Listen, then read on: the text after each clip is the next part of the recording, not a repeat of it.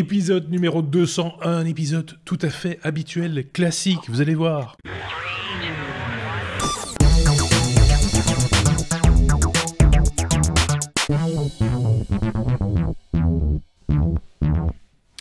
Il y en a quelques-uns qui s'étaient demandé mais qu'est-ce qu'ils vont bien pouvoir faire pour le 200e épisode, de particulier, de sensationnel, de tout ce que vous voulez. Bah écoutez, on a été un petit peu pris de court. J'ai envie de vous dire, résultat de l'affaire, bah, ce sera un numéro un petit peu normal. Voilà, c'est comme ça que ça va se passer avec Sébastien d'un côté et de l'autre Xavier. Voilà, c'est l'inverse. Ouais. C'est l'inverse. Voilà, c'est comme ça. C'est le surréalisme belge. On ne fait rien de spécial pour le 200e épisode. On va attendre le 2000e. C'est de notre faute, on n'avait pas anticipé qu'après 198, 199, il y avait 200. On n'avait pas prévu le truc. On n'a pas vu la logique. Jusqu'à notre application qui affiche l'habillage, si vous avez l'image, etc., qui ne voulait pas passer du 199 au 200, il a fallu le forcer. Tu lui mettre le revolver sur la tempe en disant maintenant tu vas fonctionner, tu vas afficher 200, sinon on te supprime. Donc voilà, épisode 200. L'épisode 201 devrait être un tout petit peu particulier, puisque aucun des chroniqueurs habituels ne sera là, normalement, et je l'espère, un chroniqueur spécial sera de la partie, donc on aura certainement l'occasion d'en reparler via les réseaux sociaux, etc. Donc j'espère que tout va se mettre en place pour la semaine prochaine, du coup, hein. En tout cas, là on est content, on a deux chroniqueurs, l'un est en Thaïlande, sur l'île de Koh Lanta, c'est celui-là. Voilà. Donc, c'est celui-là. Oui, je préfère préciser, parce que des fois, ils disent, ah bah oui, forcément, c'est lui, mais non. Donc, sur l'île de Koh Lanta, donc elle existe vraiment, hein, l'île de Koh Lanta, il faut le signaler, mais c'est pas... Et je ne mange pas d'araignée. Voilà, c'est ça. Et t'es dans l'équipe des rouges ou des jaunes?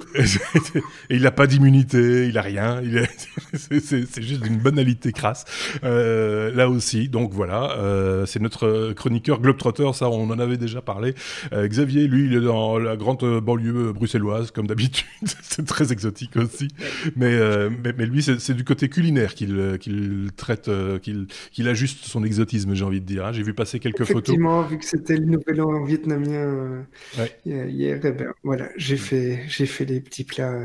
T'as mis les petits plats dans les grands, donc, et voilà. Personne n'est mort, personne n'est malade. Personne n'est mort, les enfants ont survécu, ma femme aussi, et le bouillon était encore meilleur le lendemain, donc non, c'était très bien. C'est souvent meilleur le lendemain, en général, ce genre de choses, me semble-t-il. Sauf le poisson. Là, en général, quand vous le voyez rentrer à pied à la maison, c'est qu'il y a un souci. Voilà, donc on a fait un petit peu le tour. Juste un petit mot sur le courrier des auditeurs. Il y a eu du courrier des auditeurs, alors en vrac, hein, parce que je le prends comme ça, ou en tout cas, dans ce que je vois de publier sous la vidéo ou sous les vidéos publiées sur YouTube. Je vois par exemple quelqu'un qui nous a laissé un message qui nous dit pour ma part Waze est indispensable. Comme je ne sais pas à quelle vidéo ça se rapporte, j'ai envie de lui dire oui. Un autre a publié un autre commentaire très approprié certainement aussi. Waouh, avec 30A et derrière 40W, bon, ça devait être bien. Là aussi, je manque d'informations. Je vois Marilyn Latorre, ou Lator, je ne voudrais pas... voilà, c'est Marilyn en tout cas, qui dit « Ce qui me dérange le plus, c'est la taille. » Bon, et apparemment, c'est concernant la tablette de lecture, enfin la liseuse remarquable dont on avait parlé. Ça se rapporte à la taille de la... Et elle fait combien de pouces celle-là? À quoi vous pensiez Non mais attendez, j'ai raté un virage. Vous pensiez à quoi, franchement, les gars? Non mais c'est très particulier. À la taille remarquable. Ouais, voilà, de remarquable, de la tablette, donc de la liseuse, pardon, remarquable. À la taille de remarquable. Oui, pardon. mais c'est ça. C'est pas... et quelqu'un qui nous disait aussi par rapport à une autre vidéo, mais je pense que là c'était concernant un retour d'expérience sur un smartphone.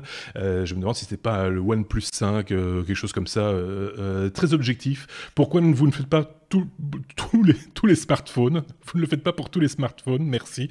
C'est un petit peu compliqué à gérer. Je veux dire, même en ayant beaucoup de temps devant nous, je pense qu'on n'aurait pas, parce que ce sont des retours d'expérience, donc ça prend du temps. Il faut les utiliser. C'est pas comme les testeurs sur les autres sites où ils le regardent, ils lisent la notice et disent c'est de la merde.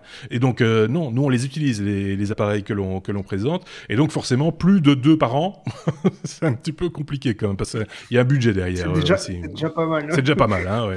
Et surtout, pas tous les deux en même temps, les petits Voilà, gars. c'est ça. Sébastien. C'est ce que j'allais dire, c'est que ça coûte cher en budget. On nous les file pas, les téléphones, pour qu'on les teste. Non, c'est ça. On doit les acheter. Donc on les achète. Donc d'où l'objectivité d'ailleurs, juste soit dit en passant. Voilà.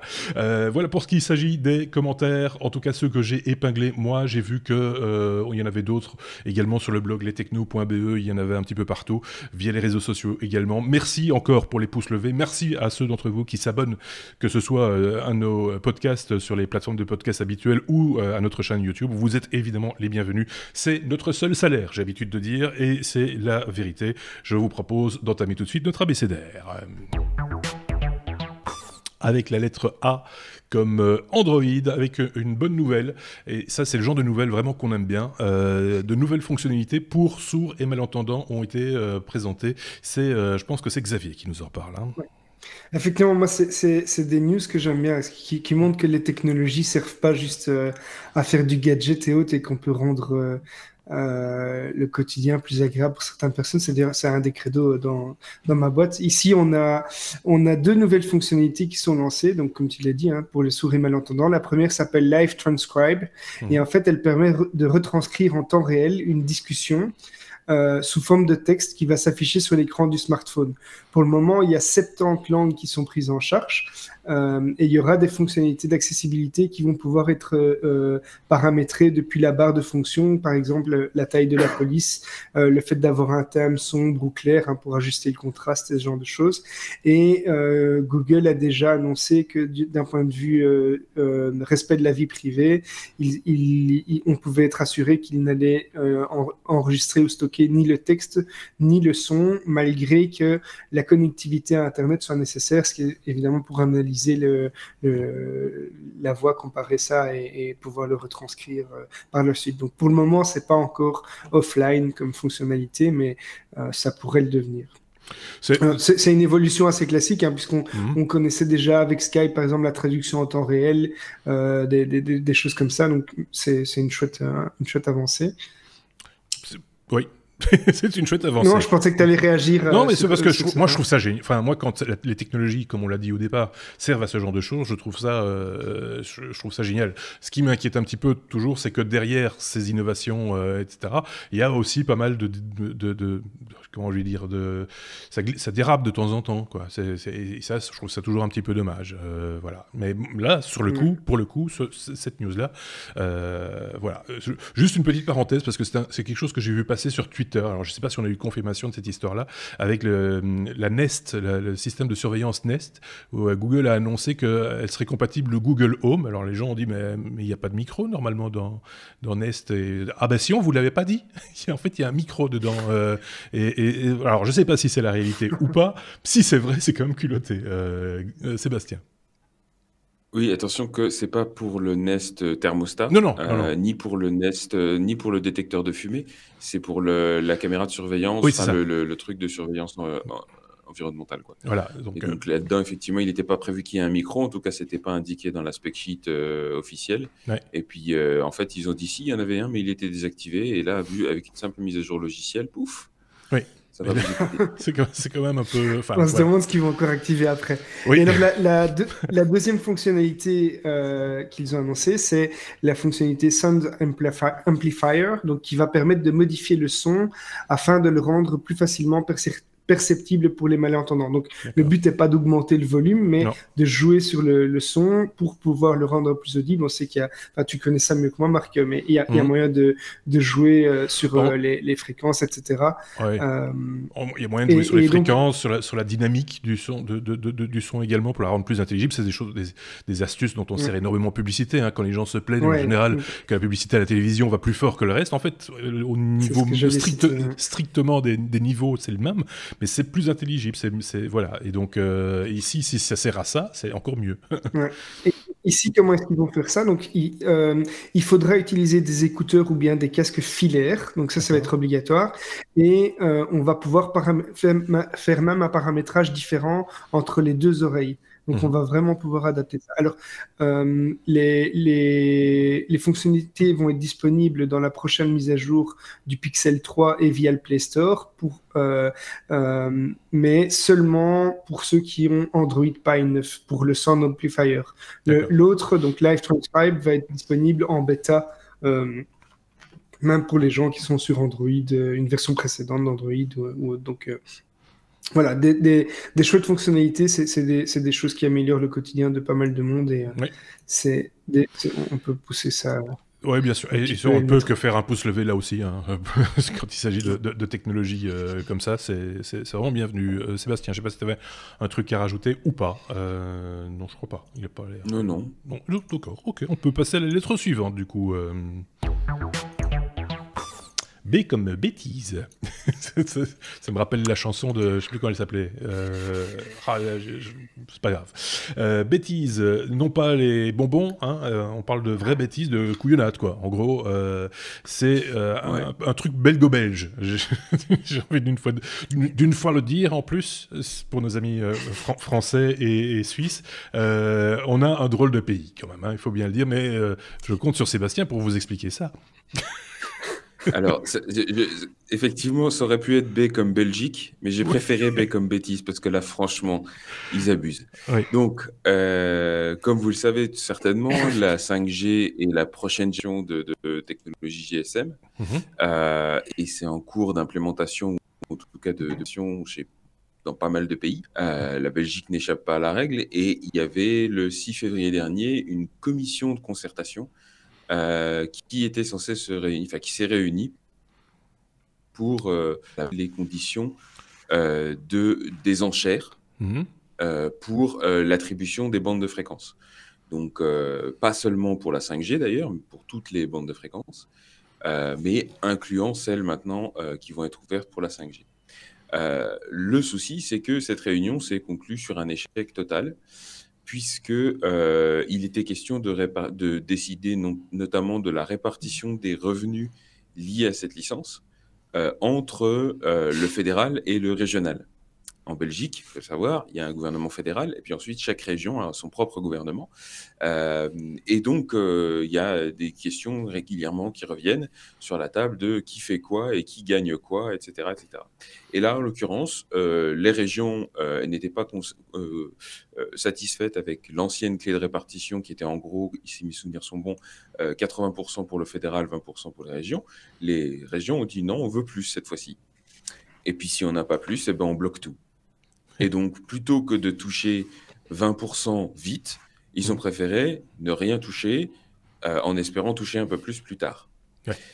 Résultat des courses, avec tout ça, ça veut dire que les enchères ne pourront pas être lancées en 2020 comme c'était prévu, début 2020. La décision est reportée au calendrier grec, c'est-à-dire après les élections législatives qui auront lieu en mai en Belgique. Sachant qu'en Belgique, il y a aussi cette petite tradition sympathique qui est qu'après une élection législative, vous avez une longue période de négociation, de compromis, parce que en Belgique, c'est pas ceux que vous élisez qui sont au pouvoir, c'est ceux qui font les plus grosses coalitions. Ouais. Donc, du coup, ça bug.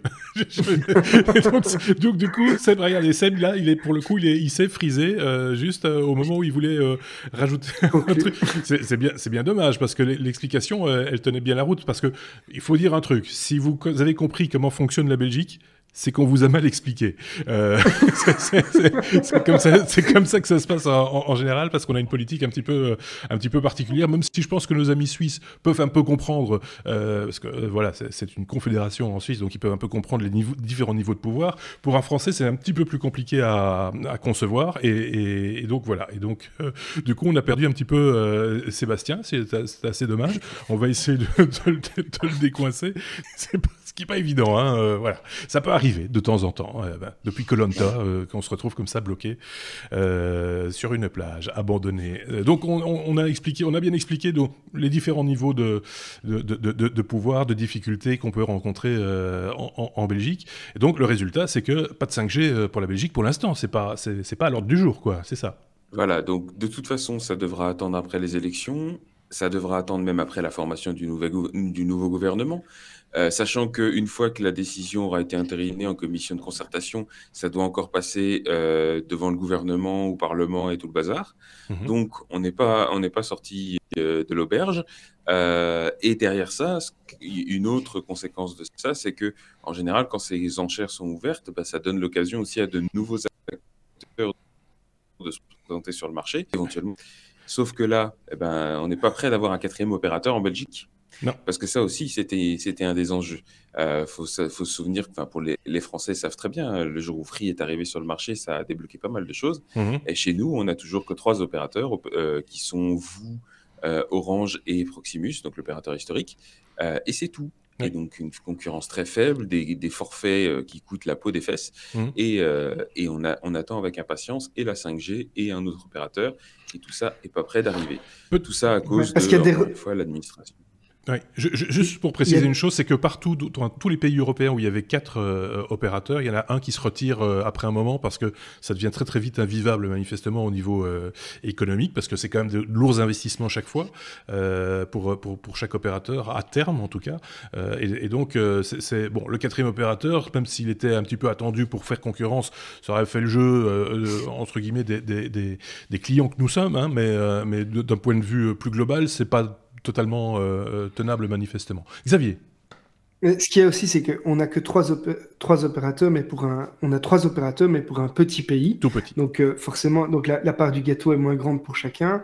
Et alors, on a d'autres revendeurs d'abonnements télécom, mais en fait, tout ce qu'ils font, c'est ils achètent des quotas de communication aux autres et ils les revendent à un tarif un peu préférentiel. Mais donc ça reste 3 opérateurs de base. C'est ce qu'un 4e opérateur aurait fait dans un premier temps, n'ayant pas d'infrastructure propre, il l'aurait traité de la même manière en fait. Hein, c'est ce qu'on appelle des MVNO dans le jargon. C'est ça. Des virtual operators. Et alors là, en plus, tu parlais des investissements importants. Il faut rappeler en plus que la 5G, c'est une technologie donc nouvelle génération qui a des différences techniques non négligeables par rapport à la 4G, notamment le fait que donc puisqu'elle promet des débits du niveau de la fibre, mais en sans fil du coup, elle va nécessiter des connexions fibres beaucoup plus puissantes jusqu'aux antennes. Et aussi, elle promet d'utiliser des fréquences plus élevées, des bandes de fréquences plus élevées. Et ça, je cache les détails techniques, mais en gros, ça va arriver à terme à des cellules beaucoup plus petites et plus nombreuses. Donc, ça va nécessiter d'installer de nouvelles antennes. Tout ça fait que, effectivement, non seulement il faut attribuer les fréquences, mais après, il faut mettre en place toute l'infrastructure réseau. On n'est pas sorti et surtout, on n'est pas prêt de tenir l'objectif qui était fixé par l'Union européenne, qui avait demandé à tous les pays, en tout cas aux pays développés, de mettre en place de la 5G sur au moins une ville d'ici 2020. Clairement, on n'y sera pas. Hein. Non, donc, clairement. Pour reparler de ces investissements, lourds investissements, je me suis laissé dire, mais c'est la réalité, que la 5G coûterait 1,2 fois tout ce que les autres technologies ont coûté auparavant. Donc c'est pour voir le niveau de financement que c'est d'amener d'un coup pour arriver de passer de la 4G à la 5G, c'est quand même assez imposant. Et en même temps, l'Internet des objets n'est possible qu'avec la 5G, à un moment donné. C'est ça. Donc pour rappel, les 3 principaux bénéfices qu'apporte la 5G, c'est non seulement des débits plus importants, de l'ordre qui peuvent monter au-delà des gigas par seconde, même sur une connexion sans fil. Deuxièmement, c'est une latence beaucoup plus faible, et ça peut être très intéressant pour certaines applications. Donc, on est de l'ordre de la milliseconde en termes de latence. Et troisièmement, un plus grand nombre de devices sur chaque antenne. Et donc là, effectivement, les applications typiques, ça va être l'IoT et tous les réseaux de capteurs qui vont pouvoir se connecter aussi sur ces réseaux-là. Enfin voilà, un petit bout de Belgique. On vous a offert un petit bout de Belgique et beaucoup de lag de la part de Sébastien, comme quoi on a besoin vraiment qui n'est pas en 5G manifestement. Mais on a tout compris, donc je pense que c'est l'essentiel. On s'excuse, hein, non vraiment sérieusement pour ces petites coupures. Au montage, on peut rattraper des petites choses, mais pas tout malheureusement. Donc on essaye de garder la cohérence, on va dire. C'est comme ça que ça se passe. Donc ne vous inquiétez pas. Et ce qui est marrant, c'est que lui, il a une connexion en fait qui me fait rêver par contre. Donc, oui, mais c'est ça. On dit qu'il lag, mais il a une connexion qui me fait baver. En fait, c'est nous qui lagons, en fait, qui lagons vert même. Bon, allez. Ou était-ce le lagon bleu? Je sais plus. On est toujours dans l'épisode 200, on est à la lettre E comme énergie, avec des panneaux solaires qui fonctionnent à l'ombre, Xavier. Ça, c'est bien, parce que c'est vrai qui pourront fonctionner à l'ombre. En tout cas, qui pourront, oui, c'est ça. Dis-moi. Donc, alors, je vais pas m'étendre dans des explications super techniques parce que c'est un sujet que je ne maîtriserai pas et je serais ridicule. Mais donc, le but, effectivement, ici, c'est que on a trouvé une technologie qui va permettre de faire des panneaux qui vont fonctionner évidemment au soleil, mais même à la pénombre, et qui va pouvoir être installé sur des murs, des fenêtres, des bâtiments, qui vont pouvoir produire l'électricité dont ils ont besoin. Donc, ici, la promesse, c'est que avec ce type de technologie, un bâtiment pourrait être autosuffisant en termes de consommation énergétique avec des panneaux solaires qui sont à la fois légers, souples, du coup beaucoup plus efficaces, qui peuvent même avoir un taux de transparence et une teinte qui va être modifiable, donc ils vont pouvoir être utilisés même par exemple pour des serres ou des choses où on veut quand même avoir une transparence de la matière. Ils vont être surtout très bon marché et on va pouvoir les poser facilement, par exemple, sur des ordinateurs portables, une voiture, un drone, un vaisseau spatial, évidemment, des bâtiments et même à l'intérieur des bâtiments. Donc, la bonne nouvelle, c'est que la production industrielle, elle est sur le point de démarrer. Donc, ça se base sur un matériau qu'on appelle le perovskite, qui à la base était considéré comme un minéral, mais aujourd'hui ça désigne, je vais citer, ça désigne aujourd'hui une structure atomique particulière, répandue dans la nature et facile à obtenir en laboratoire. Donc en fait c'est en 2013, il y a une jeune polonaise dont je vous passerai le nom et vous irez voir via le lien qu'on va mettre en commentaire, qui a fait des études sur les sciences moléculaires. Et en marge de ses études, elle a créé une cellule photovoltaïque en posant une couche de perovskite par évaporation et finalement avec une simple impression à jet d'encre. Donc c'est facile à créer et à produire en grand nombre. Alors un panneau, pour donner une idée, un panneau standard d'environ 1,3 m² va coûter environ 50 € et il aura un rendement comparable au panneau classique. Donc la production qui commence maintenant, puisqu'ils ont déjà des systèmes qui sont en production, évidemment en test, mais donc c'est plus simplement au test, à l'état de test en labo. Donc ils ont créé une usine qui va avoir une capacité en principe de 40 000 m² cette année et à la fin de l'année prochaine, ils espèrent avoir déjà 180 000 m² qui seraient produisibles et commercialisés. Évidemment, c'est une goutte d'eau par rapport à la taille du marché et la demande qu'il pourrait y avoir, mais un tel produit va vraiment révolutionner le marché des panneaux photovoltaïques, en gros. Ils sont faits à base de quoi aujourd'hui, les panneaux photovoltaïques? C'est du silicium, non? Je vous dis une bêtise. Il y a plusieurs je crois qu'il y a deux grandes catégories, mais je suis vraiment pas le spécialiste là-dedans. Je crois qu'il y a du silicium, mais je vais vite regarder, mais honnêtement, je suis pas. Non, c'était juste pour se faire un peu une idée juste pour se faire une idée. Effectivement, enfin voilà, bref. Quoi qu'il, c'est une avancée technologique. Alors là, c'est encore au stade expérimental ou ça va passer en production? Non, donc c'est ça la news, c'est que en fait, ils ont fait des tests, ils ont réussi à faire un procédé qu'ils ont pu reproduire de manière assez simple et peu coûteuse, et surtout, ils ont réussi à passer à un stade qui leur permet de faire de la production industrielle, et je vais dire de masse, donc de commercialiser le produit, et que ce soit rentable et que le retour sur investissement pour le consommateur soit grand. Donc, ils promettent vraiment qu'avec ce type de matériaux, des gens pourraient être autonomes pour leur consommation normale pour un ménage, quoi. On a un chroniqueur qui reste raisonnable. On a un chroniqueur parmi les chroniqueurs des technos qui a installé ces panneaux photovoltaïques juste avant l'hiver. Ce sera intéressant qu'il nous fasse un petit retour d'expérience d'ailleurs dans les semaines ou les mois qui viennent, parce qu'il a neigé, parce qu'il vit en Allemagne, et comme chez nous, nous, il a neigé pas mal ces derniers jours. Donc, du coup, son rendement, à mon avis, il a un petit peu plongé. Ou alors, c'est lui qui a plongé sur le toit avec sa raclette pour dégager ses panneaux. Donc, c'est vrai que c'est important, du coup, de savoir si ces panneaux génèrent de l'électricité, à quel rendement et à partir de quel seuil ils commencent à devenir efficaces. C'est quand même le plus important dans ce genre de technologie. Hein. On ne vit pas tous au soleil. Ici, c'est le coût qui va être très différent, hein, puisque aussi. À taille équivalente, à rendement équivalent, tu vas avoir un coût à 50 € le panneau. Enfin, c'est vraiment nettement moins cher. Alors peut-être qu'en Thaïlande, Sébastien, ils seront moins intéressés parce que du soleil, il y en a et que la neige, il y en a fort peu, par exemple. Donc voilà. Mais non, le coût du panneau est moins cher. Donc, le coût du panneau étant moins cher aussi, ça peut quand même intéresser même les pays où il y a beaucoup de soleil. Voilà, c'est ce qu'on voulait dire. Tout à fait. Donc c'est pas mal. Donc ce sont des technologies qui évoluent. Il y en a toujours qui disent un peu mauvaise langue, et j'en fais partie, hein, soyons clairs. Oh là là, le panneau photovoltaïque, à un moment donné, son rendement il chute parce que vieillissement, patati patata. Il y a quand même des gens qui se cassent la tête pour trouver des solutions aussi à ce type de problème, et ça c'est pas plus mal. Oui. Surtout que pour les panneaux solaires, c'est le nerf de la guerre, puisque un panneau solaire, ça ne consomme pas de combustible.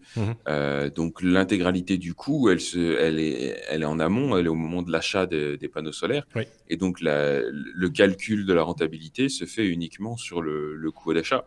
Donc plus le coût d'achat sera faible, plus la rentabilité va augmenter. Ça, c'est...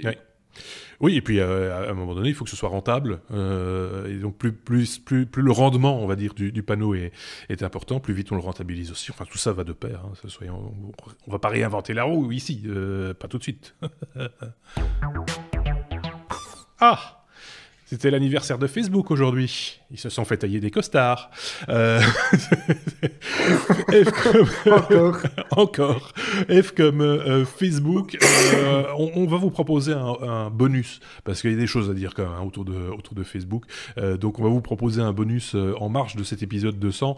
Donc dans les quelques jours qui viennent, enfin tout dépend à quel moment vous écoutez cet épisode, mais en tout cas dans le courant du week-end, vous aurez accès à ce bonus que l'on va enregistrer d'ailleurs dès qu'on a terminé d'enregistrer l'épisode 200, si on arrive à le terminer. F comme Facebook, on va parler des effets psychologiques de Facebook, donc ça se donne un petit avant-goût de ce bonus, Sébastien. Oui, c'est ça. Donc, on a un peu l'impression que Facebook, on en parle toutes les semaines en ce moment. Ça revient pratiquement à chaque épisode. On avait déjà vu les effets néfastes que Facebook a sur votre métabolisme, j'allais dire. On a dit une liste de les effets secondaires. Oui, c'est ça. Non, les effets néfastes que ça pouvait avoir sur votre démocratie, hein, avec la désinformation. Les effets néfastes que ça pouvait avoir sur votre utilisation d'Internet et tout ça. Sur vos données, enfin, voilà, tout simplement sur votre liberté, hein, juste avec la diffusion de vos données personnelles, c'est là que je voulais en venir. Il y a pas mal d'études qui commencent maintenant à faire apparaître aussi des effets néfastes sur votre santé mentale. Et là, en l'occurrence, il y a deux articles qui sont sortis un petit peu coup sur coup. Alors, il y a d'abord Engadget qui a rapporté une étude des universités de Stanford et de New York qui semble indiquer que les utilisateurs qui ont quitté Facebook totalement depuis un mois se déclarent plus heureux, plus satisfaits et moins sujets à l'anxiété, à la dépression ou à la solitude après seulement un mois, encore une fois. Oui. Alors, à prendre avec des pincettes parce que c'est ce qu'on appelle, c'est des sentiments autodéclarés. Il n'y a pas de mesure objective du bonheur ou de l'anxiété qui ont été prises. Donc c'est uniquement les gens qui sont potentiellement influencés aussi par ce qu'ils lisent à droite à gauche et par les scandales, etc. Mais toujours est-il que on commence à faire des études sur les effets psychologiques de Facebook et là en l'occurrence de l'absence de Facebook pendant un temps. Donc ça montre bien qu'il y a un souci. D'un autre côté, je vous renvoie à une autre publication aussi récente dans le podcast de Joe Rogan. Alors, ça sera pour les anglophones, mais de Joe Rogan Experience, qui est un vieux podcast maintenant. D'ailleurs, c'est dans l'épisode 1221. Il interviewe un scientifique qui s'appelle Jonathan Haidt, qui est sociopsychologue, qui est professeur de leadership éthique à l'Université de New York. et qui est auteur aussi d'un bouquin qui s'appelle L'hypothèse du bonheur, que certains d'entre vous ont déjà lu, puisqu'il a été publié il y a quelques temps déjà. Alors, l'épisode dure 2 heures, hein, donc il parle de beaucoup de choses, mais si ça vous intéresse, vous pouvez aller voir à peu près à 1h18 dans l'épisode. Il commence à parler justement des effets néfastes que peuvent avoir les réseaux sociaux. Et alors, il donne un certain nombre de statistiques qui mettent un petit peu allez, qui vous donnent un petit peu froid dans le dos, sur, par exemple, le fait que depuis 2011 à peu près, le taux de dépression chez les ados américains est passé de à peu près 5 à 7% chez les garçons et de 12 à plus de 20% chez les filles. Et vraiment, quand vous regardez les courbes, le point d'inflexion, il est au moment en 2011, quoi, à peu près. Si on regarde les... Ah, zut alors. Ça recommence. Ah non. Oui, tu es revenu assez rapidement. Si on regarde les quoi, on a raté ces mots-là en fait. Donc si on regarde les taux d'admission à l'hôpital pour automutilation, par exemple, alors chez les garçons, ça n'a pas beaucoup changé parce que typiquement, c'est pas un truc que les garçons font beaucoup. Mais par contre, chez les filles, on est passé de, je me retrouve les chiffres, on est passé de 12 à plus de 20% entre 2011 et 2016, si je mes souvenirs sont bons. Ah non, pardon, ça a augmenté de plus de 62% entre 2009 et 2015. D'accord. Donc là aussi, ça fait mal. Et donc voilà, il y a toute une série de statistiques qui sortent comme ça, et encore une fois, qui sont tous sur le même timing, c'est-à-dire ça commence à partir en flèche à partir de 2010-2011. Alors, c'est difficile, encore une fois, d'établir des liens de cause à effet, mais en tout cas, la corrélation, elle est plutôt frappante, puisque c'est typiquement la période à laquelle les réseaux sociaux, que ce soit Facebook, mais aussi Instagram, etc., se sont popularisés dans ces populations-là, chez les ados, puisque c'est là où ils ont commencé tous à avoir des smartphones et où ils ont pu facilement avoir accès à ce genre de médias. Donc, encore une fois, des effets assez désastreux sur la psychologie, notamment de nos enfants, qui posent des questions sur, voilà, est-ce que c'est vraiment intéressant déjà que nos enfants aient accès à ce genre de trucs, mais aussi même sur nous, notre santé mentale à nous, parce que ce qui est vrai pour les ados peut aussi se reporter dans d'autres manières chez nous. Donc, voilà. Je suis assez d'accord. Le premier article, parce qu'il y a quand même... on va dans le même sens, hein, dans les deux cas, mais le premier article parle plus de l'aspect sevrage, on va dire. Hein, pendant un mois, à partir d'un mois, on commence à voir les bénéfices, un petit peu comme si on parlait de la cigarette. Hein, en gros, c'est marrant parce que moi, j'ai fait les deux. J'ai arrêté de fumer il y a 6 ans et j'ai arrêté Facebook il y a 3 semaines. Et effectivement, je ne me sens pas plus heureux ou moins qu'avant, c'est pas là la question, mais je commence à mettre des mots sur ce que je trouvais désagréable dans Facebook à un moment donné, ce qui m'a poussé à tirer la prise. C'est que j'ai le sentiment aujourd'hui d'avoir perdu beaucoup de temps à regarder des trucs qui finalement sont totalement dispensables dans la vie quotidienne, dans les relations avec les autres. Donc c'est tout le contraire d'un réseau social, c'est un réseau asocial en fait, j'ai l'impression. Alors après c'est toujours facile de dénigrer, de dire du mal, machin, etc. Je pense que du Facebook on en a tous bien profité, comme je l'ai déjà dit la semaine passée, on a tous bien rigolé avec ça, on a tous retrouvé des têtes qu'on connaissait d'avant, machin, etc. Tout ça c'est bien et il ne faut pas cracher dessus, c'est un outil formidable pour ce genre de choses, mais par contre c'est sur les dérives que tu as citées au tout début, hein, de cette espèce de manipulation de masse, de la manière dont les algorithmes proposent l'information aux gens, etc., qui à un moment donné, ça devient lourd à assumer, à gérer, et on se rend compte que finalement, on peut s'en passer sans aucune difficulté. Hein. Il y a d'autres réseaux sociaux maintenant, soyons clairs, qui sont beaucoup plus informatifs. Pour moi, en tout cas, je me trouve plus, j'aime mieux, je trouve plus ma cam entre guillemets sur Twitter, par exemple. Mais c'est une question de choix aussi, hein, et d'usage que l'on fait des réseaux sociaux, quoi. Mais la déviance, elle s'est très clairement posée au niveau de Facebook à partir du moment où ils ont vraiment fait tourner la machine à rentabilité. Et pour vendre de la pub, ils se sont tout simplement rendus compte que les émotions négatives, la colère, la frustration, etc., étaient beaucoup plus puissantes pour déclencher de l'engagement, c'est-à-dire des commentaires, des likes et des partages, que n'importe quelle émotion positive. Et à partir de là, ça crée une boucle de feedback absolument vicieuse et désastreuse, dans laquelle on s'en fout de la vérité, on s'en fout de est-ce que ça fait du bien ou pas aux gens. L'important, c'est que ça fasse encore une fois, que ça déclenche de l'engagement et que ça fasse vendre de la pub. Donc, effectivement, quelque chose où l'intention de départ était intéressante et où même l'usage qu'on pouvait en faire pouvait être intéressant, a complètement dérapé. Et moi, aujourd'hui, honnêtement, je me pose certainement des questions. Et c'est pour ça aussi que, j'avais proposé qu'on aborde le sujet plus en détail dans ce bonus. Parce que voilà, il y a des stratégies pour s'en débarrasser, il y a des alternatives, il y a des gens qui tentent l'expérience et qui la documentent. Donc voilà. Bon, écoutez, on va s'arrêter là parce que sinon on va plus avoir. Xavier qui est en train de se marrer. Le bonus, il est en train de filer là. Il y a des choses à dire encore et il y a des informations encore à amener, Xavier. Ouais, donc juste pour la petite anecdote, je me suis rendu compte que j'étais en mute en fait. Ouais. Donc, pour la petite anecdote, au point de vue des retrouvailles, moi je vais retrouver demain grâce à Facebook des camarades de classe que j'ai pas vu depuis 30 ans. Voilà. Ça va être marrant. Donc il y a quand même quelques côtés sympas malgré tout ça, mais c'est vrai que il y a beaucoup trop de dérives. C'est peut-être Facebook aussi qui va te faire comprendre pourquoi tu les as plus vus depuis 30 ans. Hein. Oui, c'est vrai aussi. Non, mais ça, on a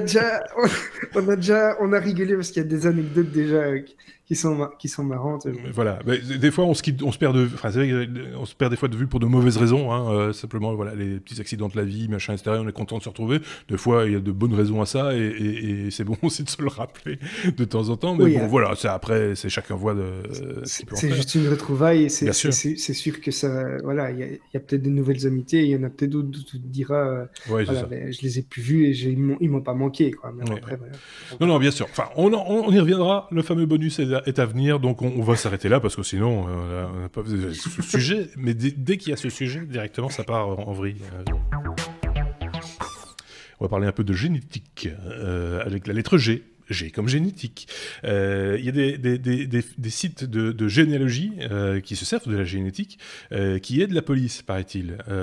C'était un petit peu attendu, je pense. Oui et non. Et en même temps, je trouve ça super dérangeant. Enfin voilà. Donc là, il y a encore c'est pas la première fois que ce genre de cas arrive dans les news.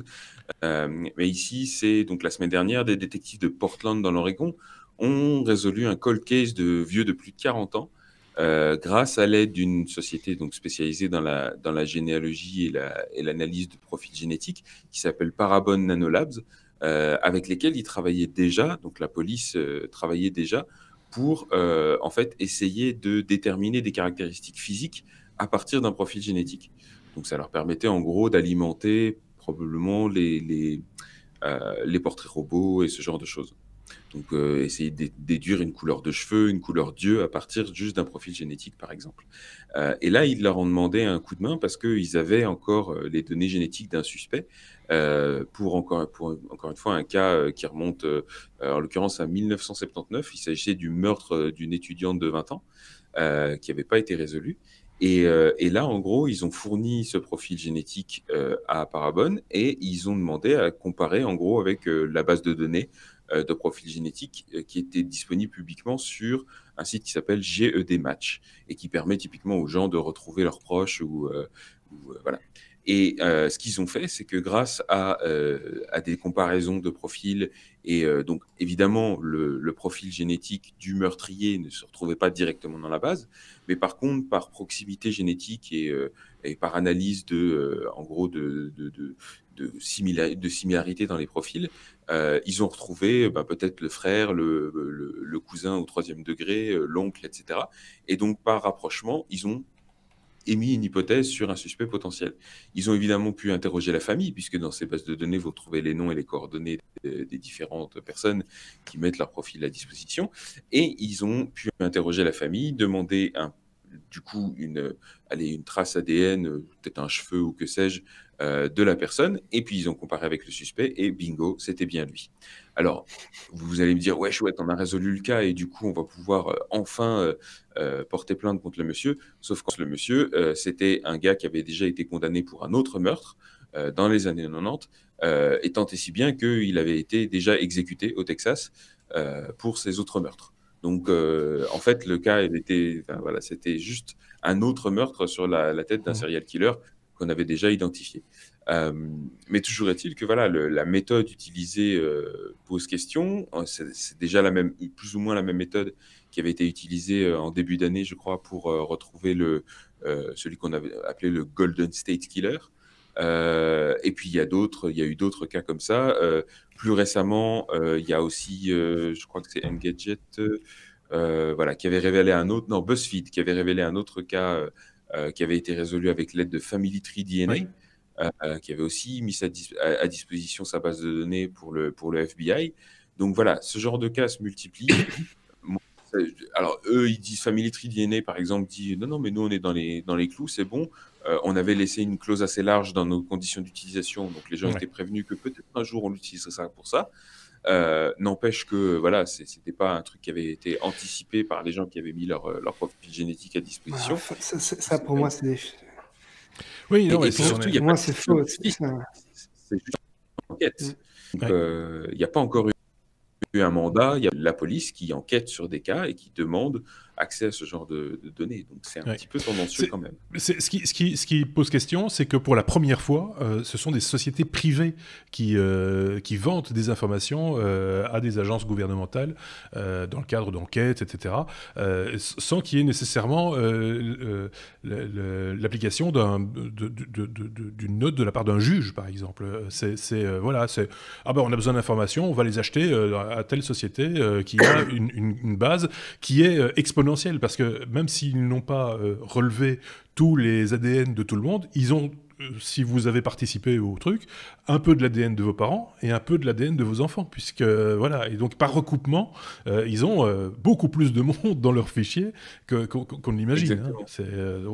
Alors, au passage, tu parlais de décision de justice. Il faut préciser quand même que, merci le GDPR pour le coup, en Europe, normalement, ce genre d'utilisation n'est pas possible, puisqu'il faut une décision de justice, et une des exceptions pour pouvoir utiliser des données privées sans le consentement explicite de l'utilisateur.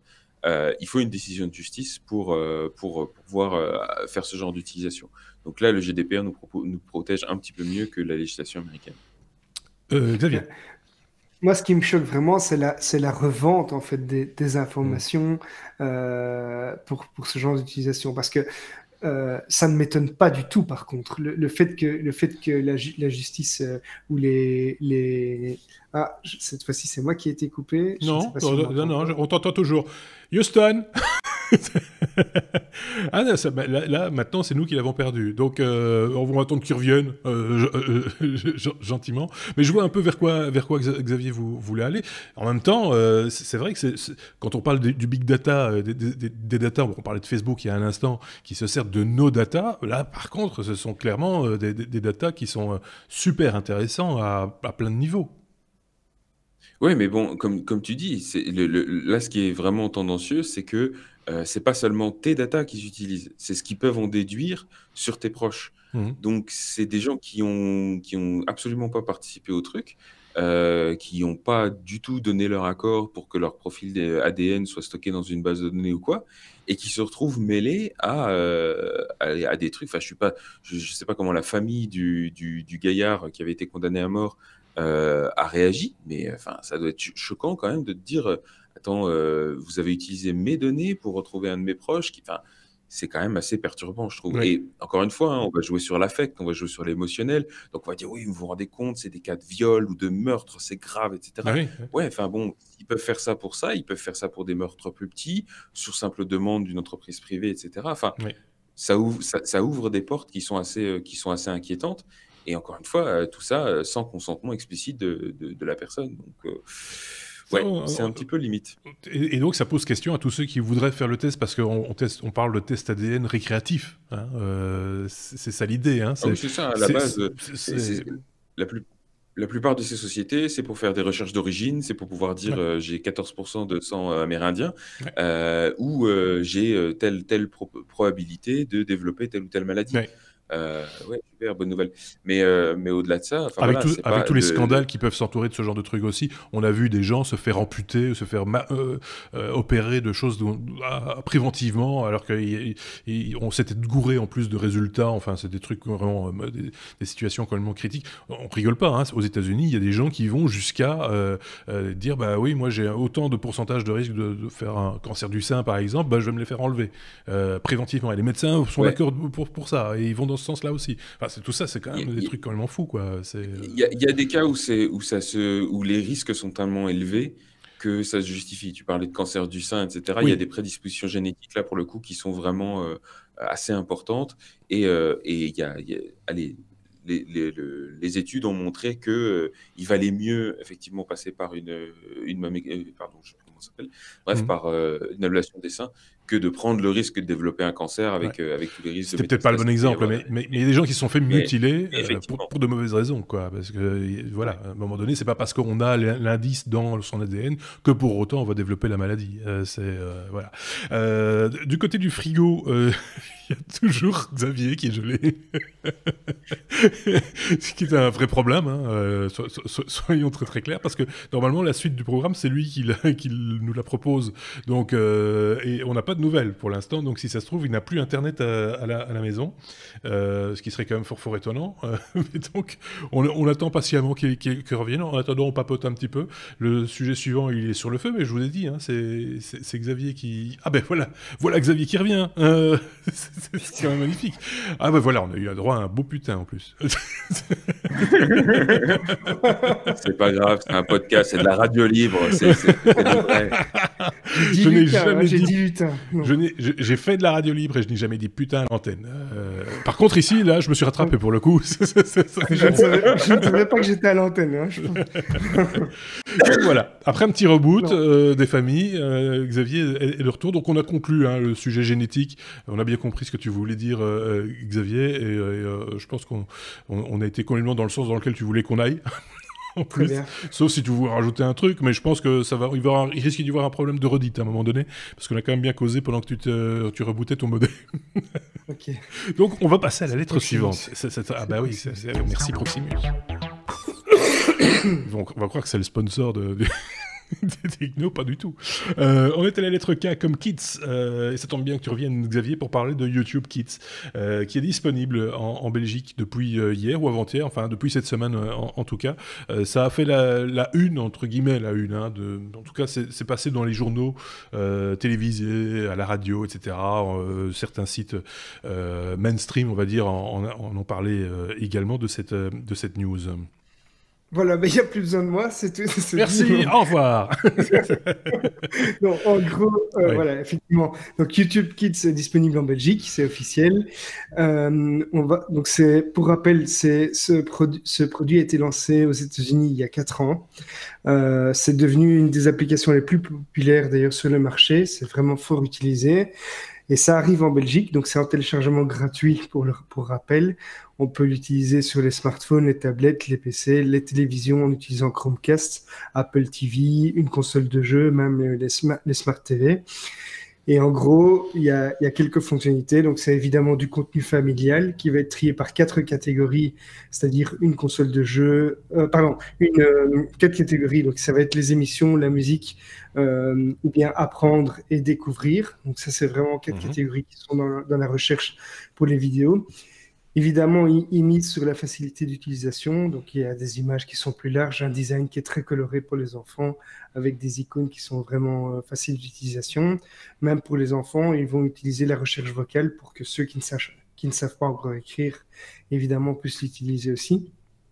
Et alors, on va pouvoir mettre un contenu qui est approuvé par les parents. Donc, les parents vont pouvoir, par exemple, sélectionner uniquement certaines chaînes qui sont accessible, donc on va vraiment pouvoir faire une sorte de censure en plus, malgré que le contenu soit déjà filtré un petit peu à la base, et on va pouvoir limiter l'utilisation de l'écran grâce à un minuteur qui est intégré, et donc on va pouvoir dire par exemple que les enfants vont pouvoir regarder la télé 30 minutes par exemple. Alors il y a malgré tout de la publicité. Alors Google précise que la publicité ne sera pas faite pour tous les types de contenu. habituellement, qui sont diffusés habituellement dans la publicité. Mais évidemment, Google précise que on va pouvoir payer pour ne pas avoir cette publicité. Alors, c'est une news qui est à la fois très bien parce que ceux qui aujourd'hui annoncent à leurs enfants qu'ils peuvent regarder YouTube, ben, effectivement, il y a toujours un risque que les enfants tombent sur du contenu qui est soit très peu désirable, soit parfois des bêtises qui vraiment, ça vaut pas la peine que les enfants regardent ça. Et d'un autre côté, c'est encore un outil qui va permettre d'envoyer de la pub aux enfants avec du contenu qui leur est propre. Ils vont être sensibilisés à ça. Et ça pourrait aussi, en plus, les rendre encore un petit peu plus addicts à cet écran, malgré le fait qu'on puisse mettre des limites. Donc, il y a du pour et du contre. C'est à la fois une bonne nouvelle pour ceux qui utilisent déjà YouTube pour leurs enfants, puisqu'on va pouvoir le faire de manière un peu plus sécurisée. Mais d'après moi, ça n'est pas encore une solution qu'il faut laisser sans surveillance ou sans certaines conditions aux enfants. Il y a ça, et puis on connaît tous les intentions de Google à terme. Hein. Exactement, il faut pas non plus se leurrer. Ils ne le font pas pour le bonheur des enfants, quoi. Je pense pas, soyons clairs. Je pense qu'ils le font pour le bonheur des parents, pour essayer de les rassurer et de dire vos moins de 13 ans vont pouvoir rester devant un écran sans trop de danger, mais en attendant, ils auront la marque Google sous les yeux, et donc ça va ils seront imprimés, quoi, à un moment donné. Ça pose quand même quelques questions d'ordre éthique.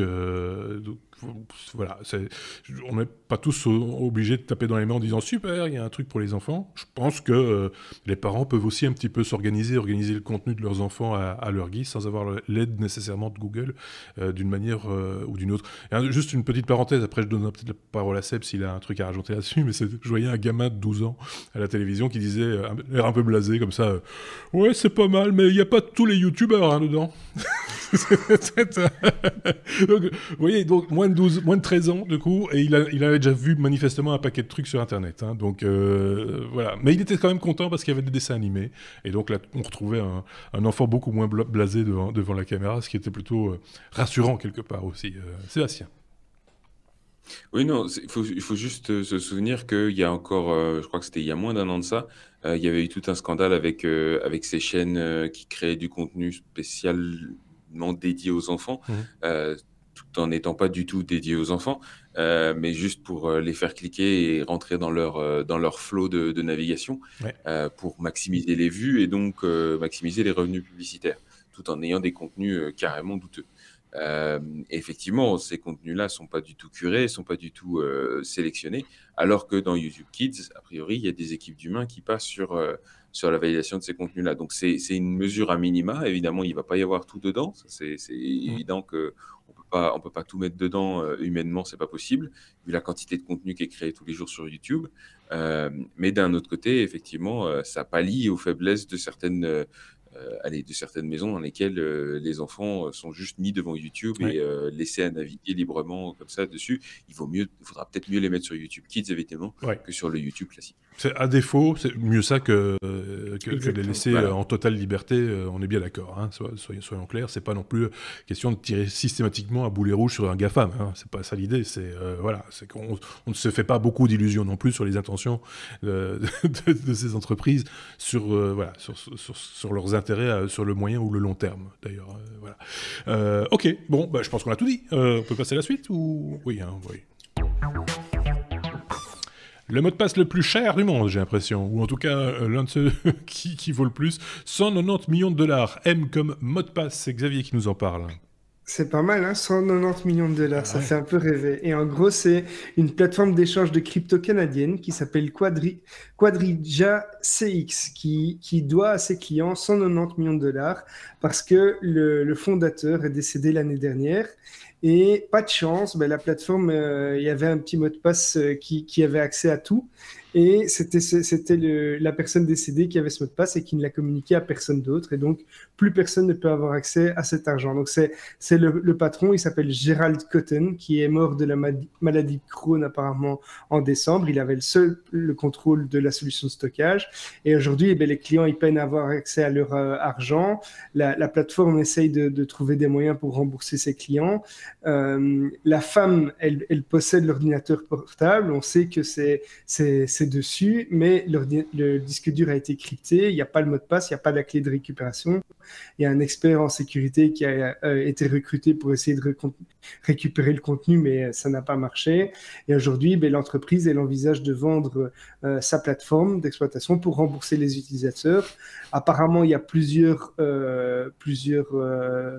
sociétés qui seraient intéressées, mais c'est juste quelque chose qui a été cité pendant le jugement, enfin le procès au tribunal, mais apparemment il n'y a pas de plateforme qui a été nommée et on ne sait certainement pas non plus à quelle somme, et ça m'étonnerait très fort que ce soit pour un montant qui permette de rembourser intégralement toutes les personnes qui ont été lésées.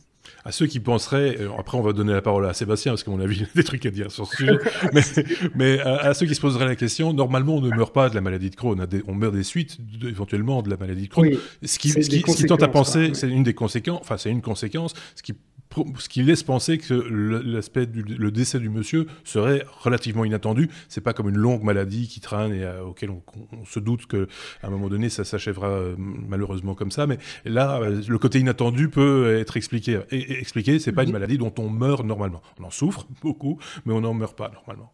Sébastien. Alors, pour une fois n'est pas coutume, je vais pas m'attarder sur les détails crypto du truc, au-delà du fait de dire que ça ne fait absolument aucun sens. J'ai une vingtaine de millions d'actifs en crypto, de n'avoir une procédure avec un seul mot de passe, et c'est là que ça frise, évidemment. Un wallet simple. Voilà, donc un wallet simple signature, ça ne fait aucun sens. Donc il est évident qu'ils avaient des procédures pour récupérer ces mots de passe. Il est évident qu'il n'était pas le seul à avoir l'accès à ce truc-là. Tous les experts qui se sont penchés un peu sur le cas, voilà. Et pour rajouter un petit peu au côté glauque du truc, tu disais normalement, on ne meurt pas de la maladie de Crohn, on meurt des complications de la maladie de Crohn. Ce qui est d'autant plus louche, c'est que 2 semaines avant sa mort, alors une mort complètement inattendue, a priori, il avait laissé comment dire, je ne sais plus comment on appelle ça, un will en anglais, donc un testament, voilà. D'accord. Dans lequel il laissait tout à sa femme. Mais tout, c'est-à-dire tout, du genre de tout. Sa propriété aux Baléares ou je ne sais pas où, jusqu'à ses miles qu'il avait accumulés sur ses cartes de crédit. Enfin. Et ça, c'est pas louche du tout, non, bien sûr. Et la dame, elle dit, j'ai son laptop, mais j'ai accès à rien. Alors, pour ce qui pourrait dissiper les doutes au passage, c'est très simple, les crypto-monnaies, c'est comme ça que ça fonctionne, ce serait qu'ils révèlent au moins les adresses publiques des comptes sur lesquels se trouvent les 180 millions de dollars canadiens. Sauf que ça, là maintenant, comme on n'a pas les adresses, évidemment, la dame, elle peut très bien retrouver discrètement les mots de passe de son mari qui s'est endormi dans son lit, voilà, et aller récupérer la thune, la transférer ailleurs, et puis disparaître, et on n'en saura rien. Donc tout ça, c'est un peu louche. Évidemment, ça a fait les choux gras de beaucoup d'organes de presse qui se sont dit « Ah, vous voyez, encore une faiblesse des crypto-monnaies. Il suffit qu'on perde le mot de passe et on a perdu 190 millions. Ouais. » Oui, mais non, c'est pas comme ça que ça marche. Non. Et dans la réalité des faits, ça a l'air beaucoup plus louche que ça. Est-ce que quelqu'un a essayé de taper les mensurations de la dame comme mot de passe? Ça pourrait être un début d'explication tout en étant une solution. Mais elle doit être très très très très blonde, parce que pour pas avoir demandé le mot de passe avant qu'il décède. Oui, soit elle l'a pas, soit elle l'a et elle ne le dit pas. Mais... Oui, mais c'est ça. Non, mais comme tu dis, c'est très louche et c'est tellement gros que c'est difficile d'imaginer que tu es un type qui a eu tout le temps. Le type savait qu'il allait décéder. L'issue est fatale, quoi. Donc, soit il le savait, soit il est peut-être pas mort tout à fait naturellement. Enfin, je dis ça, je dis rien. Non, mais quand tu es à la tête d'une société comme ça, si tu sais que tu as ce genre de maladie, tu prévois les choses pour que la transition se fasse de la meilleure façon possible. Et même sans savoir que tu vas avoir cette maladie ou pas. Sans être malade. Oui, en plus, tu pètes de santé, Xavier. Ne dis pas le contraire, ça se voit à ta mine. N'empêche qu'il y a t'as quelqu'un de confiance qui a les mots de passe et les accès à tes comptes, etc. Donc il faut pas être malade pour ça. Donc voilà, c'est encore une histoire à la 642 pour dire un chiffre. C'est peut-être le code. Donc voilà, un mot de passe qui vaut cher en tout cas, ça c'est sûr. R comme reconnaissance faciale. La police londonienne teste la reconnaissance faciale. On a longuement parlé de la reconnaissance faciale en Chine, mais alors là, à Londres, ça, c'est encore un tout autre dossier. Oui, voilà. Donc, on parlait tout à l'heure de Facebook. On a parlé aussi des entreprises génétiques qui filent vos profils au FBI. Vous avez pas encore assez eu d'état surveillance? Vous en voulez encore? Eh ben, on vous sert la reconnaissance faciale. Alors, on est vraiment là dans la dystopie la plus totale, hein. Donc, Ouais. je vous plante le décor. On est à Londres, hein. Londres, c'est déjà réputé pour avoir des caméras de surveillance à peu près partout qui vous filment sans aucune limite. C'est un petit peu déjà abusé. Et là, depuis récemment, ils se sont mis à tester, enfin récemment, depuis quelques années maintenant, ils se sont mis à tester une technologie de reconnaissance faciale. C'est-à-dire que vous pointez dans un endroit, vous vous doutez de rien, et puis il y a une machine qui vous scanne le visage en permanence, et qui est capable, soi-disant, du coup, de détecter certains criminels dont les visages sont dans leur base de données. Évidemment, l'objectif est très clair, c'est de combattre le crime et les méchants vilains pas beaux qui se baladent tous à visage découvert, évidemment, hein, qui vont pas du tout se masquer ou voilà, puisqu'en plus, évidemment, la police a été obligée dans ces cas-là de prévenir le public. Attention, ici, on est en train de tester un système de reconnaissance faciale. Le souci, c'est que en même temps qu'ils ont testé ça, ils ont quand même prévenu les gens en disant vous inquiétez pas, si vous n'avez pas envie d'être reconnu, vous masquez le visage et puis mais du coup à quoi ça sert? Enfin, voilà. Puis on vous dira rien. Évidemment, Et, c'est pas ça qui est et- conservateur. voilà, ça lag encore un tout petit peu. On va s'y remettre. Décidément, il est fatigant cet C'est le épisode. 200e, on a fait un truc Oui, c'est spécial. ça, c'est un truc spécial. C'est néo-conceptuel postmoderne. Oui, c'est ça. Surréaliste Donc, belge. voilà. Donc, c'est pas ça qui s'est passé. Il y avait des observateurs indépendants qui étaient sur place, des activistes, etc., et même des journalistes, et qui ont constaté que certaines personnes se sont faites arrêter par la police et tout ça, juste parce que ils avaient mis leur capuche, ou ils avaient relevé leur col, juste parce qu'ils n'avaient pas envie d'être connus, c'est tout. Défense de leur liberté individuelle, tout ça. Et ils se sont pris quand même, pour certains, des arrestations, pour d'autres, des amendes pour troubles à l'ordre public, parce que forcément, ça les énervait un petit peu et qui haussaient un petit peu le ton avec les policiers. Bref, c'est du foutage de gueule. Alors tout ça, pour quel résultat, vous allez me dire? Sur le dernier test de 8 heures, ils ont arrêté 8 personnes, dont 3 seulement sur base de la reconnaissance faciale. Les 5 autres, c'était juste parce que des têtes qui ne revenaient pas, mais il n'y avait rien à voir avec la reconnaissance faciale. Et sur les 3, il y en a un qui a été relâché parce que c'était visiblement pas la bonne personne. 2 autres, voilà, qui, je ne sais pas où ça en est suivi, mais apparemment, c'était quand même justifié. Mais 2 arrestations pour un système qui, accrochez-vous à vos slips, coûte la bagatelle de 200 000 livres sterling pour 6 tests d'une journée chacun. Donc voilà, hein, ça coûte un petit peu cher tout ça. C'est vraiment du gaspillage d'argent public. Et alors surtout, encore une fois, on est dans l'irrespect total des libertés privées parce que qui nous dit que ça va servir que à ça? Qu'une fois qu'ils vous ont localisé un endroit en vous reconnaissant automatiquement, ils vont faire disparaître les données et pas les utiliser pour d'autres requêtes. Enfin, c'est absolument hallucinant. Et encore une fois, alors, les policiers se défendaient en disant oui, mais tout le monde était prévenu, on n'a pas fait ça de manière cachée, on a mis des posters, on a distribué des dépliants, etc. Les journalistes, quand ils interrogeaient les gens sur place, il n'y en avait pas un qui avait l'air d'être au courant qu'il était scanné en permanence à la précog dans Minority Report. Hein. Oui, Personne n'avait l'air d'être au courant. On est vraiment dans la dystopie la plus totale. Et du coup, je comprends un peu mieux qu'ils veulent quitter l'Union européenne, hein, parce que du coup, le GDPR, ce genre de truc, c'est pas très c'était déjà une ville britannique qui avait eu le record du nombre de caméras, le triste record, je serais tenté de dire, du nombre de caméras de surveillance tournées vers les lieux publics, hein, soyons clairs, pas des caméras de surveillance privées. Hein. Donc c'était, je ne sais plus quel village c'était, mais c'était assez impressionnant parce que je pense qu'il y avait 3 caméras par habitant, un truc dans le genre, complètement démesuré. C'est eux aussi qui avaient mis à Londres des poubelles avec des bornes Wi-Fi qui captaient sur lesquelles les gens se connectaient sans le vouloir et collectaient des informations pour lui afficher de la publicité ciblée, des choses comme ça. Enfin, plein de choses. C'est l'impression que c'est un grand terrain d'expérimentation, en fait, cette île.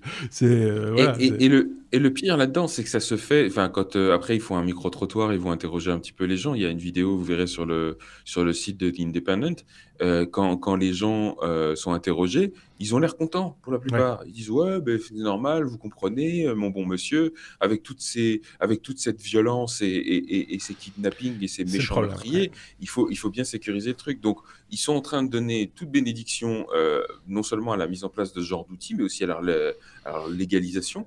Et puis le jour où ils vont se manger un gouvernement fasciste parce que c'est ce qui leur pend au nez, eh ben, qui pourra utiliser du coup ces outils en toute légalité Mhm. contre eux, ben, Ouais. ils auront plus que leurs yeux pour pleurer. Donc moi je trouve ça vraiment inquiétant et c'est vraiment un acte de désespoir de gouvernements qui ont le sentiment de perdre de plus en plus le contrôle de leur population, quoi. Enfin, cette banalisation, c'est un petit peu, parce que ça peut arriver chez nous aussi. Enfin, c'est pas uniquement parce qu'on prend toujours on rigole toujours un peu avec ça en disant c'est la distance, là, c'est les Chinois, c'est les Anglais, c'est pas chez nous. Oui, Mais voilà, si, c'est ça, on se moque c'est beaucoup des Chinois, par exemple. bah oui, mais c'est chez nous aussi, quelque part, ou ça pourrait l'être en tout cas. Et il Il faut y a des caméras. rester un petit peu vigilant et garder les yeux grands ouverts et se dire, on peut s'émouvoir d'une technologie qui est performante, machin, etc., mais il faut aussi un petit peu réfléchir, et c'est un petit peu ça qu'on fait aussi dans les technos à notre toute humble mesure, de dire, essayons d'aller voir plus loin, qu'est-ce qu'on peut faire de bien avec cette technologie, mais qu'est-ce qui peut être aussi dangereux avec cette technologie. Et ça, je pense que les gens, de manière générale, hein, n'y pensent pas suffisamment, ne pensent pas assez à mal sans vouloir tomber ou sombrer complètement dans le côté négatif des choses non plus. C'est cette mesure qui est difficile à tenir. Et surtout, Oui. il y a Non. ce fameux... Il va falloir reprendre. Ah, par contre, en ouvrant les yeux. Voilà. Donc, par contre que. Il y a ce fameux syndrome des gens qui disent mais finalement si j'ai rien à me reprocher ça, je m'en fous. Oui. Et non, c'est vos libertés individuelles qui sont en question. Moi j'ai tendance à dire votre anonymat, c'est votre liberté. Oui. J'ai tendance à dire sous ce régime-ci, oui.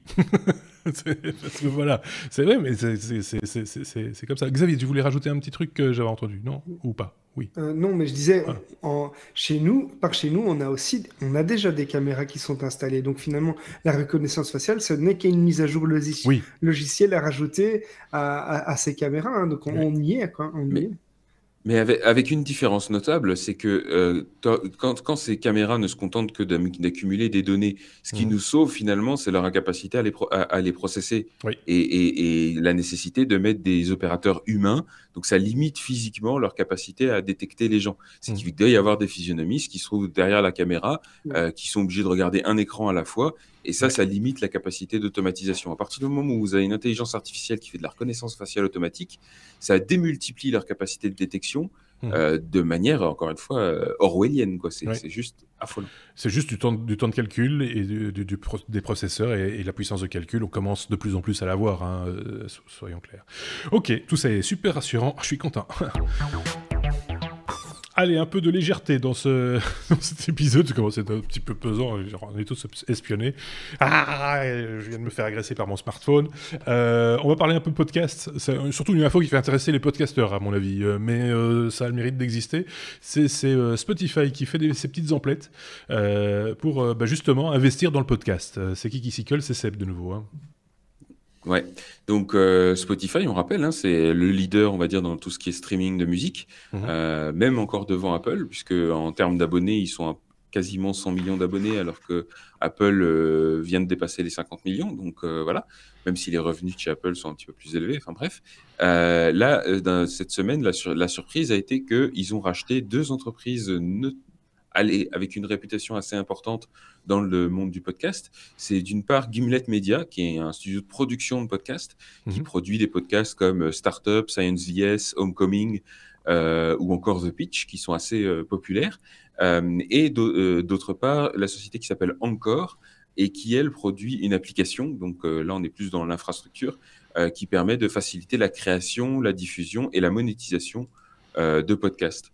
Donc, c'est deux rachats assez importants. On n'a pas les montants, enfin, ça n'a pas été publié, même si Spotify avait annoncé en début d'année qu'ils allaient investir entre 400 et 500 millions de dollars dans des acquisitions. On parle de 200, on parle de 200 millions pour le rachat, en tout cas en ce qui concerne Gimlet.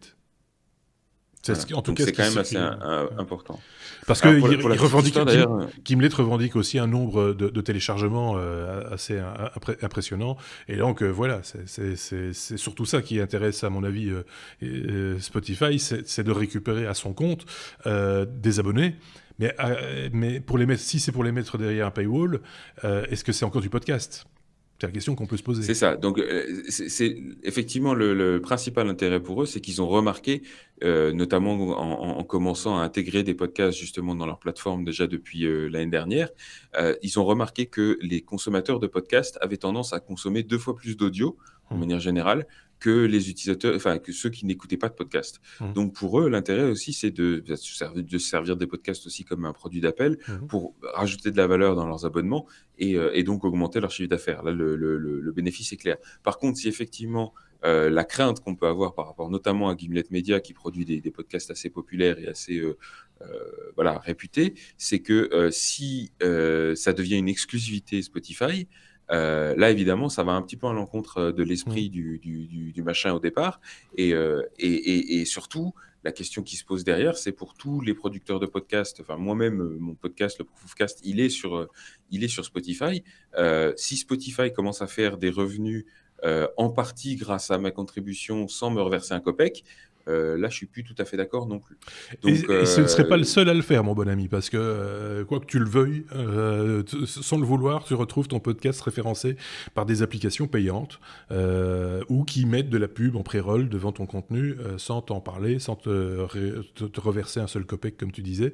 À ce titre, quelque part, le modèle économique de YouTube, puisque nous, on touche aux deux, à la fois sur YouTube et à la fois comme podcast, est peut-être plus vertueux, j'y mets des guillemets, toute une rangée même, mais l'est peut-être un petit peu plus parce qu'il nous reverse quand même une partie des revenus qu'il génère grâce à notre contenu et à notre travail.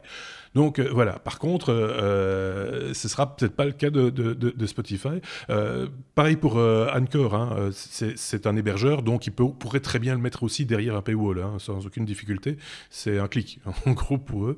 Donc c'est quand même un petit peu... voilà, ça pose question. Après, il faut voir comment ça va être utilisé. Si ça reste ouvert, disponible, un petit peu à la manière dont on fait Apple avec iTunes et son application podcast, pourquoi pas, mais on a quand même des doutes. Justement, je serais curieux d'avoir aussi ton expérience de vétéran du podcast par rapport à ça. C'est que je me suis fait la réflexion que je voyais assez peu de discussions autour des problèmes de licence sur les podcasts. Il n'y a pas de Creative Commons, il n'y a pas de licence ouverte, etc. Tous les podcasts ont l'air de diffuser absolument sans licence, alors que typiquement dans le logiciel, par exemple, notamment dans le logiciel libre, c'est presque un réflexe.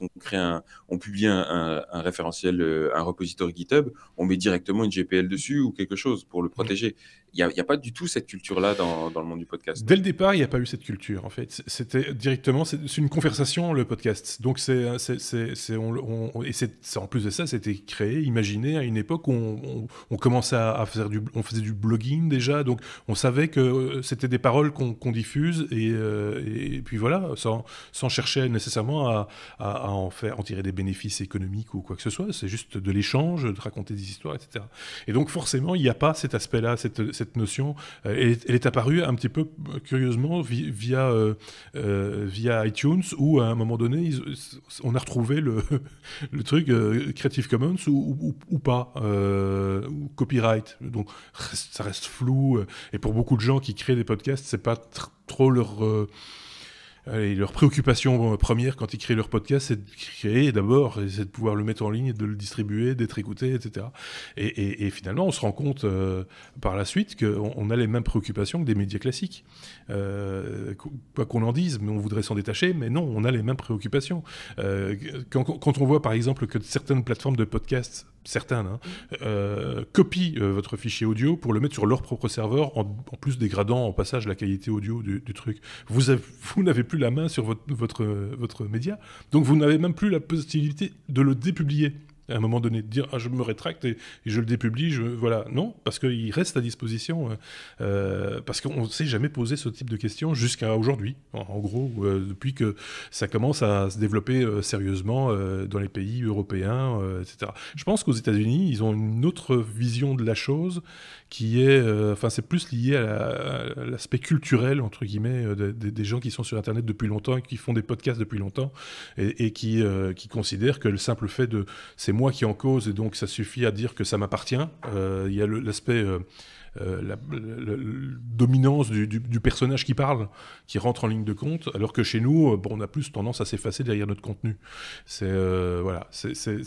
sais pas, il y aurait beaucoup de choses à en dire, et peut-être qu'on en parlera la semaine prochaine avec notre chroniqueur un peu spécial. Donc, voilà. Le teaser. Ah ben écoute, il faut à un moment donné, c'est un numéro spécial, le 201. Attends, 201, c'était évident que ça allait être un numéro spécial. Voilà. Bah oui, comment on peut toujours pas faire un truc spécial à l'épisode 200, je vous le demande. Donc voilà, il se passe plein de choses dans les sphères podcast, parce que, alors en plus de ça, maintenant on essaie de vous faire croire que le podcast c'est un truc un petit peu poète-poète, un petit peu snob, cultureux, etc. C'est pas nécessairement ça, ça peut être aussi des gens comme nous qui racontent de temps en temps des bêtises, rigolons un petit peu entre nous et essayons de faire en sorte que ça vous fasse marrer un petit peu chez vous aussi, et en même temps d'essayer d'apporter une certaine information, en tout cas une opinion par rapport à l'actualité technologique. C'est ça aussi les podcasts, c'est un peu de tout, c'est des conversations, c'est des histoires, c'est tout ce qu'on veut y mettre en fait. Le podcast c'est pas un genre, c'est un tuyau, c'est un mode de diffusion. Point à la ligne, j'ai envie de vous dire. Est-ce qu'on a fait le tour de cette question là pour l'instant? Oui, on va dire ça, on va faire comme ça. Ouais. On en est à la lettre S, on a fait S comme Spotify, on peut faire S comme SID. Le 5 février, donc il y a quelques jours, c'était le Safer Internet Day. C'était le jour de l'Internet le plus sécure, on va dire. C'est ça l'idée. Donc c'est plutôt le jour où l'Internet essaye de pousser les gens à sensibiliser le public à essayer de sécuriser Internet, particulièrement vers les enfants évidemment, mais aussi de rappeler aux gens par exemple qu'il serait pas mal de ne plus utiliser le même mot de passe partout sur leur compte, d'activer la double authentification, de prôner des bonnes pratiques par exemple pour les enfants. On parlait de YouTube Kids, donc plutôt que de les mettre devant YouTube. Moi je dirais, on a parlé il n'y a pas longtemps de Quant Junior, qui est un moteur de recherche que j'ai découvert en fait moi-même il y a peu et qui est vraiment très bien fait pour les enfants. Donc il commence à y avoir des outils qui permettent aux enfants, qui permettent de mettre les enfants devant un écran sans devoir paniquer absolument sur le fait qu'ils tombent sur des choses qu'ils ne devraient pas. Il faut juste les rediriger vers les bons outils et surveiller entre guillemets de loin qu'ils restent dans ce genre d'outils, mais tout en leur laissant une certaine liberté, parce que, en tout cas, d'après moi, le but n'est pas non plus de fliquer tout ce qu'ils font. On doit leur laisser une certaine liberté, mais dans un cadre qui est un minimum surveillé pour éviter les choses. Et puis, il y a d'autres arguments, c'est de dire...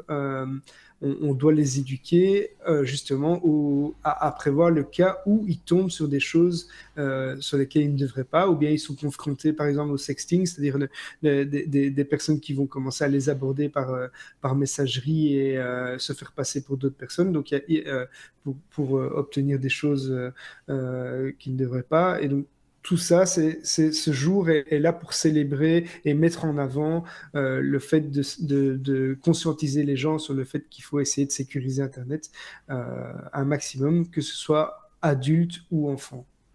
C'était le jour idéal pour Google pour proposer son YouTube Kids, soyons clairs. Il y avait aussi un petit peu de ça derrière. Donc l'idée était évidemment d'amener une information supplémentaire, et c'était malin, et ils ont bien réussi leur coup pour le coup. En même temps, ce jour, il est là chaque année. Le 5 février, il y a rarement une année où il n'y a pas le 5 février. Il y a d'autres jours dans le mois de février qu'il n'y a pas chaque année, mais pas le 5. Le 5, il est là chaque fois. Et donc, c'est l'occasion, chaque année, au moins une fois par an, ce qui n'est pas trop non plus, de se poser les bonnes questions quant aux bonnes pratiques de l'Internet d'aujourd'hui. J'ai oublié une petite chose. J'ai oublié une petite chose, c'est que sur le site Safer Internet Day, il y a moyen de consulter pour un petit peu partout dans le monde les différentes actions qui ont été faites dans votre pays.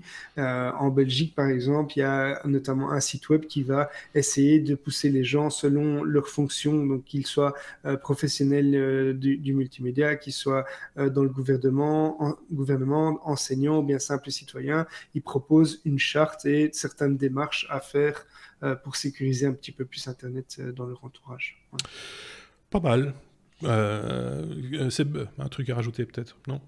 Oui, non, moi c'est toujours hallucinant à cette occasion-là de découvrir qu'il y ait, enfin, allez, qu'il y a encore des gens qui n'utilisent pas de password manager, par exemple. C'est-à-dire qu'ils continuent à avoir des passwords le même pour tous les sites, des passwords trop simples, y compris pour leur boîte mail, alors que c'est la clé de voûte de toute leur infrastructure de sécurité, hein, puisque on rappelle que les forgot passwords, ça passe dans votre mail, et donc si votre mail est accessible, tout est accessible en fait. Donc voilà, on le rappellera jamais assez, utiliser les password managers, même s'ils sont payants, ça vaut le coup. Et générer des mots de passe random pour tous les sites sur lesquels vous allez. C'est pas beaucoup plus compliqué à utiliser, mais le jour où vous allez perdre votre machine ou vous allez oublier un mot de passe, vous allez le sentir pas passer. Au pire, d'avoir un bon système mnémotechnique pour se rappeler du mot de passe du service sur lequel vous allez, pour en avoir un différent pour chaque service. Et au pire, j'ai envie de dire, mais parce que ça fonctionne aussi, c'est gratuit, mais il faut avoir, il faut entre guillemets avoir de la mémoire, parce que des fois, alors c'était quoi encore? C'était la deuxième lettre du nom du chat de ma sœur, suivi du numéro de téléphone de ma cousine, suivi de l'âge de mon C'est ça. Oui. C'est bien souvent ça le problème, c'est que les gens sont rebutés à l'idée de générer des mots de passe. Ils vont devoir les... Oui, c'est parce que je termine tes mots maintenant quand tu lags. Par contre, je peux pas. Je peux pas tout. Si je ne sais pas l'intention, j'ai du mal à jouer. Je sens que cet épisode se termine. Ça frise de plus en plus. Pour le bonus, on va trouver une solution, parce que ça va pas être possible sinon. Voilà, je pense qu'on a bien fait le tour. Il n'y a pas de oui mais non. Hein. Il n'y en a pas cette fois-ci. Par contre, il y aura un bonus. Ça, je l'ai déjà dit, je le répète encore une fois. Donc, on va se revoir bien vite pour parler de Facebook et de cet anniversaire. Ce 15e anniversaire déjà. C'est dingue, hein, comme le temps passe. Merci d'avoir écouté, d'avoir suivi, d'avoir téléchargé, une fois de plus, un épisode des Techno. C'était le 200e épisode. Désolé à ceux qui pensaient qu'on allait faire une grande fête avec des femmes nues et des guirlandes et du champagne et de la drogue. Non. Pas cette fois-ci. Ce sera pour un autre épisode. On vous le promet. Il y aura encore des surprises. Vous inquiétez pas. On vous réserve encore 2-3 petits trucs. Dans un coin de notre tête, on a toujours un petit grain de folie qu'on essaie de développer à un moment ou à un autre. Ça demande du temps simplement. Et donc voilà, on essaie en tout cas de faire ce qu'on fait d'habitude le mieux possible. C'est déjà pas mal. Et donc on essaiera de mettre un petit grain de folie. Par exemple, la semaine prochaine. On va voir. On va essayer de faire un truc. Merci Sébastien depuis Koh-Lanta. C'est drôle de dire un truc comme ça, je trouve. C'est vrai. C'est bizarre, ça ne choque que ceux qui connaissent l'émission en France. Hein, mais oui, quand j'en parle à mes potes américains, ils connaissent pas. Ah ouais, non, ils connaissent. Je leur explique que c'est Survivor et tout. Mais... C'est ça. Voilà. Merci à Xavier également. Et comme on a dit, on se retrouve très rapidement. Passez une très très bonne semaine. À très bientôt. Au revoir.